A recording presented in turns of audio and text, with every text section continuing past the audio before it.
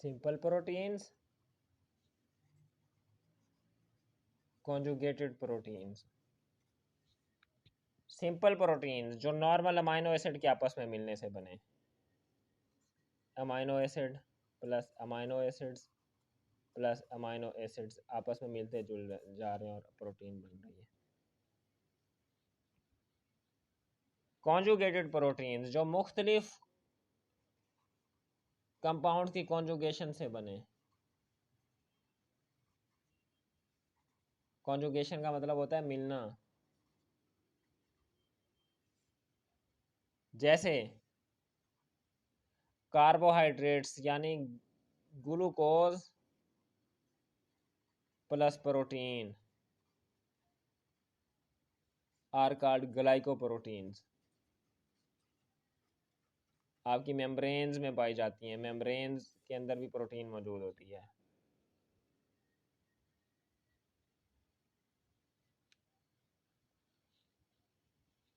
ठीक है,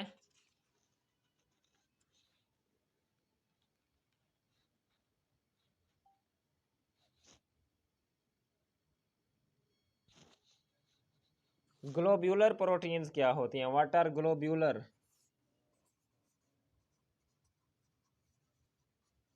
जो अंडे की तरह ग्लोब्यूल प्रोटीन्स होती हैं, जैसे अंडा, ये ग्लोब्यूलर प्रोटीन है। ठीक है, ऐसी प्रोटीन्स जो फाइबर की तरह हो उनको फाइब्रस प्रोटीन्स कहते हैं। क्लियर हो गया?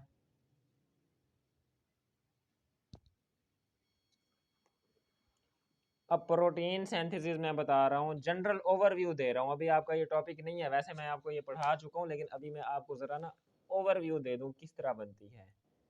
सुनते जाएं, इधर देखें। ये है आपका सेल, ये है सेल का न्यूक्लियस। न्यूक्लियस के अंदर है क्रोमोसोम, क्रोमोसोम के अंदर होता है डीएनए। डीएनए का इतना हिस्सा जब आपने देखा काट के, उसके अंदर ऐसे बहुत बड़ा सारा डीएनए पड़ा हुआ था आपके सेल में। डीएनए एक्सप्रेस करेगा अपने आप को, डुप्लीकेट करेगा इस तरह। यानी अगर आपके जिस्म के अंदर 500 बेस पेयर्स का प्रोटीन डीएनए है, तो वो अपने आप को डुप्लीकेट करके 1000 बेस पेयर्स का बनाएगा। इसको कहते हैं डीएनए रेप्लिकेशन।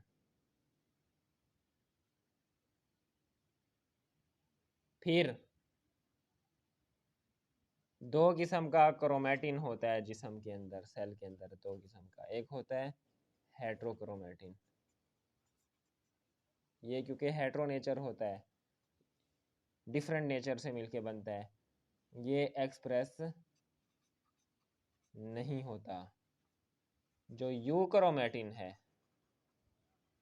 ये सेम नेचर पे मुश्तमिल होता है, यानी सेम किस्म के क्रोमैटिन धागे होते हैं, ये ट्रूली एक्सप्रेस होता है। यूक्रोमैटिन एक्सप्रेस होगा, ये डबल स्ट्रैंडेड डीएनए से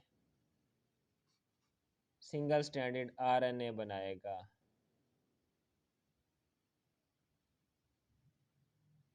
ये प्रोसेस दोनों होंगे न्यूक्लियस के अंदर। यूकैरियोट्स की बात कर रहा हूँ। प्रोकैरियोट्स के अंदर ये प्रोसेस होंगे साइटोप्लाज्म के अंदर। क्यों? क्योंकि उनके अंदर न्यूक्लियस नहीं होता। अब जब यहाँ पे ट्रांसक्रिप्शन के प्रोसेस के ज़रिए सिंगल स्ट्रैंडेड आरएनए बन जाएगा, तो ये न्यूक्लियर पोर्स के ज़रिए आ जाएगा साइटोप्लाज्म में।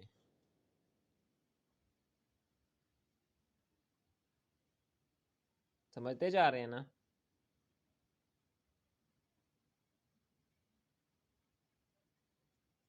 और ये इसके ऊपर देखें लगे हुए हैं कोडॉन्स, ये कोडॉन्स हैं।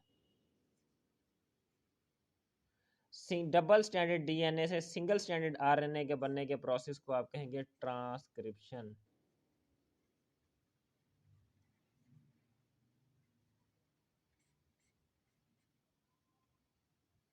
समझते जा रहे हैं? ये भी होगी न्यूक्लियस में। जब ये आरएनए आके साइटोप्लाज्म में आ जाता है तो 3 किस्म के आरएनए बनते हैं। जब ये आरएनए बनता है तब ये होता है HNRNA, हेट्रोजीनस न्यूक्लियर आरएनए, यानी पता नहीं होता कि ये कौन सा आरएनए। जैसे बच्चा पैदा होता है ना तो उसका पता नहीं होता कौन सा बच्चा है, बाद में हम नाम रखते हैं कि ये उस्मान है, ये फरहान है, ये फलां है, ये फलां है। इसी तरह ये भी बच्चा है, यानी आरएनए है आरएनए। जब ये इधर आएगा इसकी पोस्ट ट्रांसक्रिप्शनल मॉडिफिकेशन होगी PTM, तब पता चलेगा कि ये कौन सा आरएनए है। जो स्ट्रैंड की तरह होता है जिसके ऊपर कोडॉन लगते हैं वो होता है मैसेंजर आरएनए। जो क्लोवर लीफ की तरह होता है, जो अमाइनो एसिड कैरी करता है, वो होता है ट्रांसफर आरएनए। इसके यहाँ पे कोडॉन होते हैं मैसेंजर आरएनए के, इसके यहाँ पे होते हैं एंटी कोडॉन। कोडॉन और एंटी कोडॉन मैच करते हैं और अमाइनो एसिड कैरी हो जाता है। अब ये किस तरह होता है? आप खुराक खाते हैं, दूध पीते हैं, आपके इस साइटोप्लाज्म के अंदर होते हैं अमाइनो एसिड। ये जो डॉट्स लगा रहा हूँ ये सारे अमाइनो एसिड्स हैं। ट्रांसफर आरएनए जाता है साइटोप्लाज्म से, एक अमाइनो एसिड उठाता है, उसको आके अब इसी चीज को मैं इस चीज को बड़ा करके बना रहा हूं इधर। ये है ट्रांसफर आरएनए का स्ट्रैंड,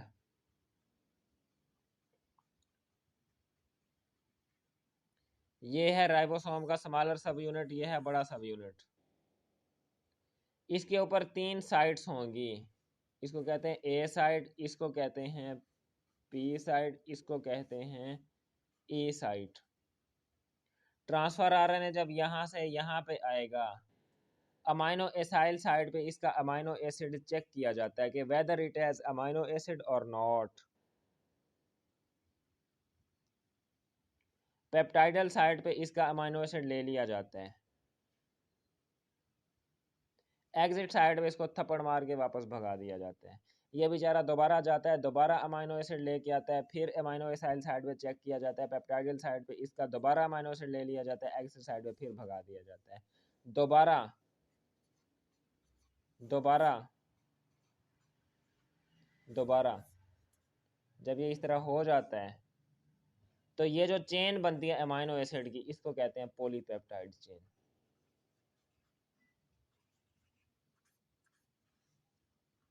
फिर ये यहाँ से टूट के डिसॉल्व हो जाती है साइटोप्लाज्म में, और फिर ये आपका ब्लड बनाती है, ये आपकी बाकी चीज़ें हार्मोन्स बनाती है।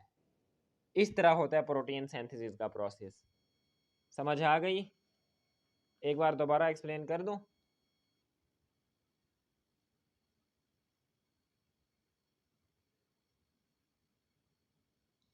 जवाब दें जल्दी से।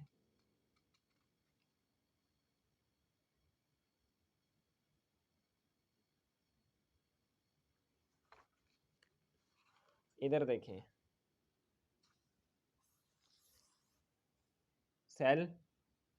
अब मैं न्यूक्लियस नहीं बना रहा, चलें ये न्यूक्लियस बना दिया, ये क्रोमोसोम बना दिया मैंने, हैं ये DNA है, ये तो वैसे समझाने के लिए। अब मैं बना रहा हूँ प्रोटीन सिंथेसिस का स्टेप। स्मॉलर सब यूनिट मिलेगा, ये लार्जर सब यूनिट मिलेगा। ये स्टैंड क्या है? ट्रांसफर आर मैसेंजर RNA, ये है कोडॉन, कम्बिनेशन ऑफ 3 न्यूक्लियोटाइड। अब इसके ऊपर 3 साइट्स होती हैं, दोबारा बता रहा हूँ, amino acyl site, peptidyl site, exit site. Transfer RNA यहाँ पे आएगा,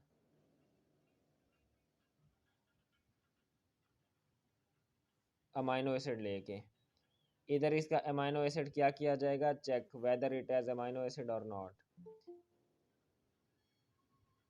पेप्टाइडल साइड पे इसका अमाइनो एसिड ले लिया जाता है, एग्जिट साइड पे इसको वापस भेज दिया जाता है। ये देखिए,